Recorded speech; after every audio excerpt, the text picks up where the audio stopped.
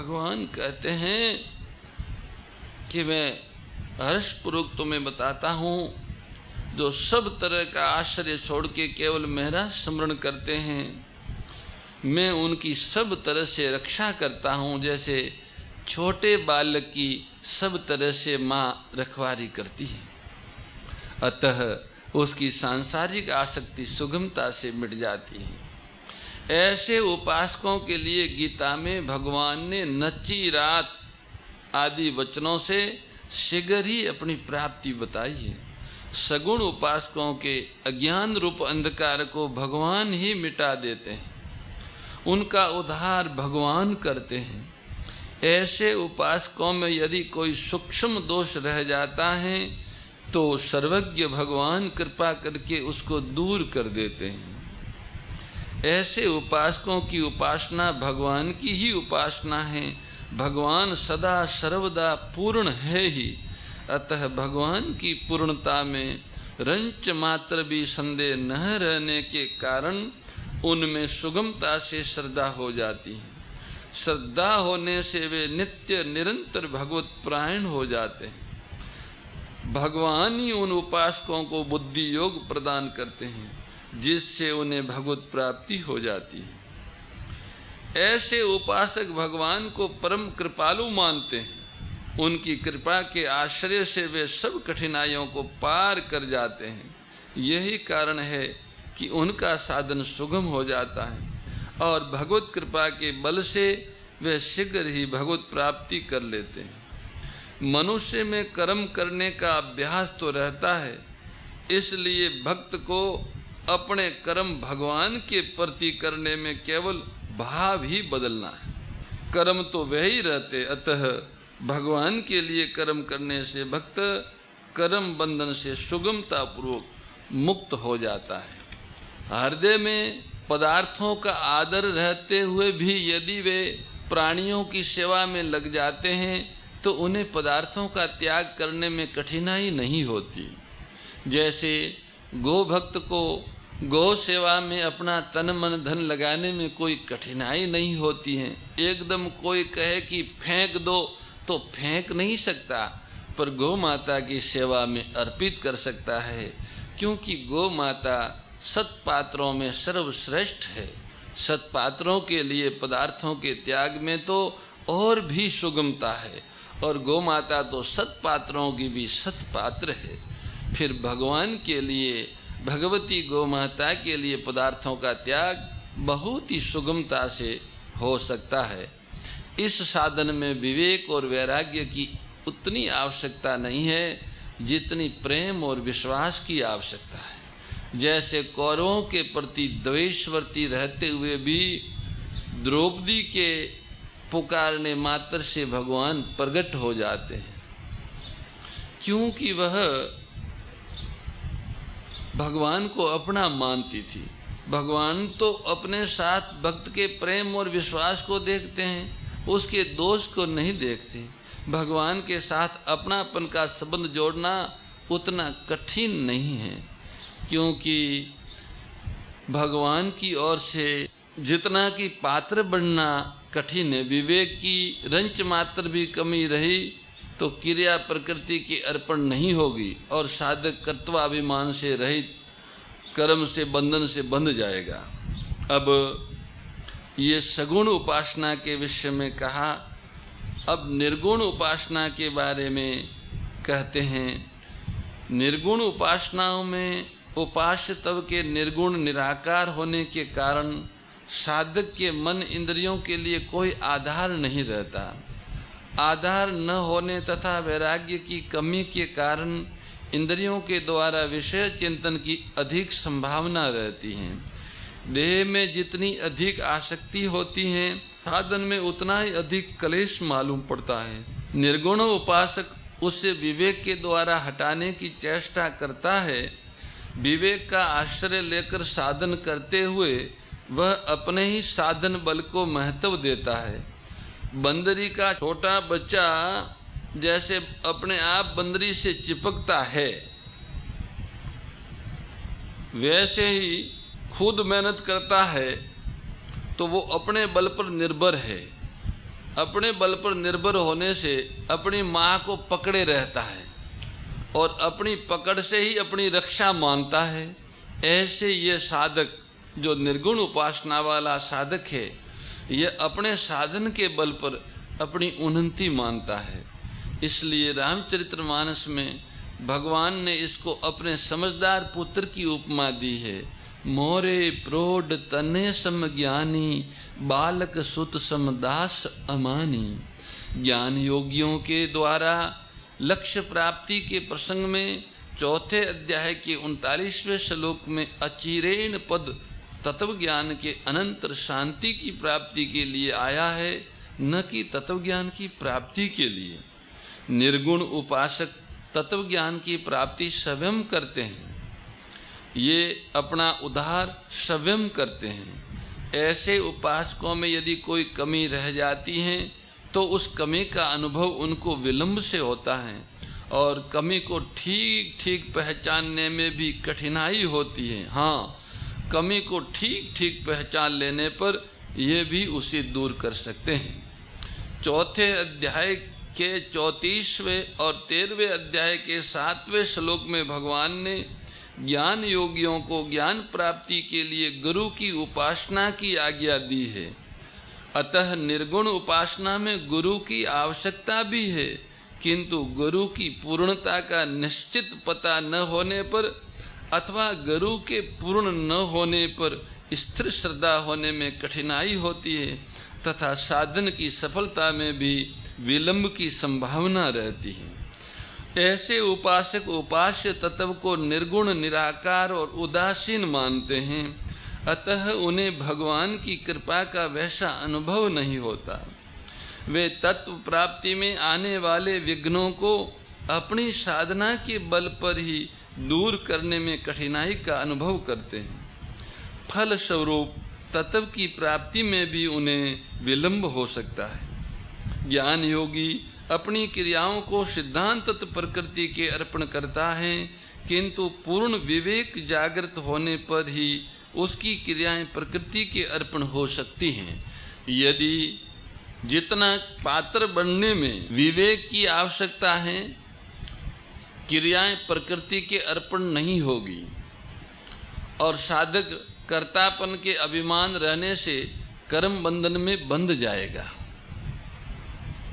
जब तक साधक के चित्त में पदार्थों का किंचन मात्र भी आदर तथा अपने कहलाने वाले शरीर और नाम में अहमता ममता है, तब तक उसके लिए पदार्थों को मायामय समझकर उनका त्याग करना अत्यंत कठिन है। यह साधक पात्र बनने पर ही तत्व को प्राप्त कर सकेगा। पात्र बनने के लिए विवेक और तीव्र वैराग्य की आवश्यकता होगी, जिनको आसक्ति रहते हुए प्राप्त करना कठिन है। अव्यक्ता ही गतिर दुखम देवधीर वाप्यते। देही देह भृत पदों का अर्थ साधारण देहधारी पुरुष लिया जाता है। प्रसंगानुसार जो प्रसंग चल रहा है इसके अनुसार अर्थ जीव और आत्मा भी लिया जा सकता है। यहाँ यह बात उन भक्तों के लिए जिनके स्मरण मात्र से भगवान प्रकट हो जाते हैं, सर्व साधारण के लिए नहीं। जो भक्त सर्वथा भगवान पर निर्भर हो जाता है एवं जिनकी भगवान के साथ इतनी प्रगाढ़ आत्मीयता हो जाती है कि केवल स्मरण से ही भगवान प्रकट हो जाते हैं, उसके दोष दूर करने का दायित्व भगवान पर आ जाता है। अव्यक्त आसक्त चेतसाम ये शब्द जो आया है, जिससे ये प्रतीत होता है कि वे निर्गुण उपासकों को श्रेष्ठ तो मानते, परंतु उनका चित्त देहाभिमानी के कारण निर्गुण तत्व में आविष्ट नहीं हुआ। देहाभिमान के कारण ही उन्हें साधन में अधिक क्लेश होता है। निर्गुण उपासना में देहाभिमान ही मुख्य बाधा है। देहाभिमानिनी सर्वे दोषा प्रादुर्भवन्ति। इस बाधा की ओर ध्यान दिलाने के लिए ही भगवान ने देवदीभ कहा है, ये वचन दिया है। इस देहाभिमान को दूर करने के लिए ही भगवान ने 13वां और 14वां अध्याय प्रारंभ किया है। उनमें भी 13वां अध्याय का प्रथम श्लोक देहाभिमान मिटाने के लिए कहा गया है। ब्रह्म के निर्गुण निराकार स्वरूप की प्राप्ति को यहाँ अव्यक्ता गति कहा है। साधारण मनुष्यों की स्थिति व्यक्त शरीर में ही होती है, इसलिए उन्हें अव्यक्त में स्थित होने में कठिनाई का अनुभव होता है। यदि साधक अपने को देह वाला न माने तो उसकी अव्यक्त में सुगमता और शीघ्रता पूर्वक स्थिति हो सकती है। निर्गुण उपासना में जो देह सहित है वह उपासक जीव है, और जो देह रहित है वह उपास्य ब्रह्म है। देह के साथ माना हुआ संबंध ही जीव और ब्रह्म की एकता में मुख्य बाधा है। इसलिए देहाभिमानी के लिए निर्गुण उपासना की सिद्धि कठिनता से तथा देरी से होती है, परंतु सगुण उपासना में भगवान की विमुखता ही बाधक है, देहाभिमान बाधक नहीं है। इसलिए सगुण उपासक संसार से विमुख होकर भगवान के सम्मुख हो जाता है, साधन के आश्रित न होकर भगवान के आश्रित हो जाता है। भगवान कृपा करके उसका शीघ्र ही उद्धार कर देते हैं। यह सगुण उपासना की विलक्षणता है। सगुण उपासना में भक्त जगत को मिथ्या मानकर उसके त्याग पर जोर नहीं देता, क्योंकि उसकी दृष्टि में जड़ चेतन सत्य असत सब कुछ भगवान ही है। इसलिए सगुण की उपासना समग्र की उपासना है। गीता ने सगुण को समग्र माना है और ब्रह्म जीव कर्म अधिभूत अधिदेव और अधियज्ञ इन सब को समग्र वासुदेव सर्वम के अंतर्गत ही माना गया है। इसलिए गीता को देखने से, गीता को पढ़ने से और गीता को सुनने से ऐसा प्रतीत होता है कि निर्गुण उपासना वासुदेव सर्वम के एक अंग की उपासना है और सगुण उपासना स्वयं वासुदेव भगवान की उपासना है। जो सर्वम वासुदेव के एक अंग की उपासना करता है उसको भी अंत में सर्वम वासुदेव की ही प्राप्ति होती। ते प्राप्नुवन्ति मामेव। अतः जिसको निर्गुण अच्छा लगता है वह निर्गुण की उपासना करें, पर उसको निर्गुण का आग्रह रखकर सगुण का तिरस्कार नहीं करना चाहिए।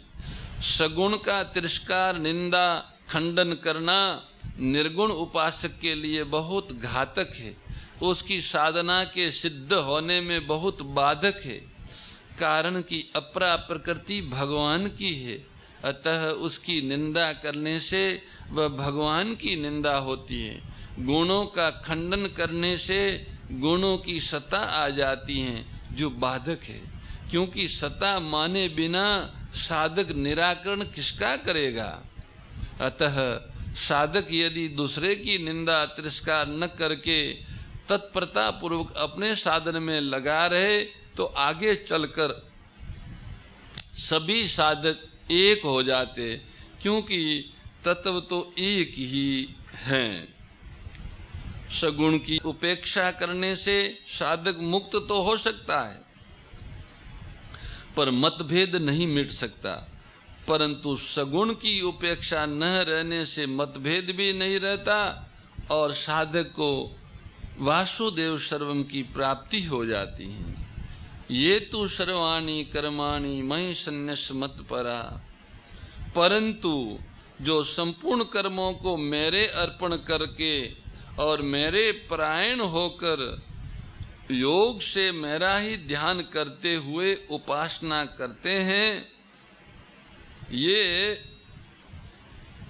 11वें अध्याय के 55वें श्लोक में भगवान ने अनन्य भक्त के लक्षणों में 3 बातें बताई थी, मत कर्म करत, मत परम और मत भक्त, और 2 और बताई थी, संग वर्जित और निर्वैर। उन्हीं वचनों का संकेत इस व्याख्यान में गीता जी के 12वें अध्याय के 6ठे श्लोक के व्याख्यान में आ रहा है। सर्वाणि कर्माणि मयि सन्न्यस्य, ये मत कर्म करत की ओर लक्ष्य है। मत परा वचन मत परम का संकेत है। और अनन्य एव योगेन वचन मद भक्त का लक्ष्य है। भगवान में ही अनन्यता पूर्वक लगे रहने के कारण उनकी कहीं भी आसक्ति नहीं होती, अतः वे संग वर्जित है। कहीं भी आसक्ति न रहने के कारण उनके मन में किसी के प्रति वैर, द्वेष, क्रोध आदि का भाव नहीं रहता, इसलिए वे निर्वैर हैं। निर्वैर वचन का भाव भी इसी के अंतर्गत आ जाता है। परंतु भगवान ने इसे महत्व देने के लिए आगे 13वें श्लोक में सिद्ध भक्तों के लक्षणों में सबसे पहले अद्वेष्टा वचन का प्रयोग किया है। अतः साधकों को किसी में रंच मात्र भी द्वेष नहीं रखना चाहिए। ये तो सर्वाणी कर्माणि मयि सन्न्यस्य। अब यहाँ से निर्गुण उपासना की अपेक्षा सगुण उपासना की सुगमता बताने के लिए भगवान ने तू वचन से प्रकरण में अंतर किया है। यद्यपि कर्माणि वचन स्वयं ही बहुवचनांत होने से संपूर्ण कर्मों का बोध कराता है, तथापि इसके साथ सर्वाणी विशेषण देकर मन, वाणी, शरीर से होने वाली सभी लौकिक एवं पारमार्थिक शास्त्र विहित कर्मों का समावेश किया गया है। सकल शास्त्र की स्वामी, सकल शास्त्र की स्वामी, श्रुतियों के रानी, ओम जय भगवद गीते। दया सुधा बरसावनी मातु कृपा कीजे, ओ मैया मातु कृपा कीजे। हरि पद प्रेम दान कर, प्रभु पद प्रेम दान कर, अपनो कर लीजे। ओम जय भगवद गीते, जय भगवद गीते, ओ मैया जय भगवद गीते। हरि कमल विहारिणी, प्रभु हिय कमल विहारिणी, सुंदर सुपुनीते। ओम जय भगवद गीते। परम श्रद्धेय गौरीशी स्वामी श्री दत्त शरणानंद जी महाराज की प्रेरणा व मार्गदर्शन में विश्व के सबसे बड़े गौ सेवा संस्थान श्री गोधाम महातीर्थ पथमेड़ा द्वारा संरक्षित लाखों बीमार, विकलांग, वृद्ध एवं अशक्त गोवंश वेद लक्षणा गोमाता की सेवा के साथ साथ भारतीय गोवंश का संरक्षण, संपोषण, संवर्धन एवं उनसे प्राप्त पंचगव्यों का परिष्करण व विनियोग करना, घर घर गोपालन, गो अभ्यारण्य, घास चारा उत्पादन हेतु गोचर भूमि का विकास, गोपालन लोक संस्कृति के पुनर्जागरण हेतु वेद लक्षणा गो महिमा का प्रचार प्रसार करना तथा गोपालक किसानों के स्वावलंबन हेतु गो कृषि अन्न एवं गो दुग्धान का गुणवत्ता युक्त बाजार तैयार करना श्री गोधाम महातीर्थ का पावन उद्देश्य है। आप सभी दानदाता श्री गोधाम महातीर्थ पथमेड़ा द्वारा संचालित गो सेवा महाअभियान में बढ़ चढ़कर सहयोग कर लाखों बीमार, विकलांग, वृद्ध एवं अशक्त गोवंश के गोग्रास सेवा हेतु श्री गोधाम महातीर्थ पथमेड़ा लोक पुण्यार्थ न्यास के बैंक ऑफ बड़ौदा खाता संख्या 084901000238827 IFSC कोड BARB 0 ASHRAM शाखा आश्रम रोड अहमदाबाद में गोग्रास सेवा निमित्त जमा कर सकते हैं।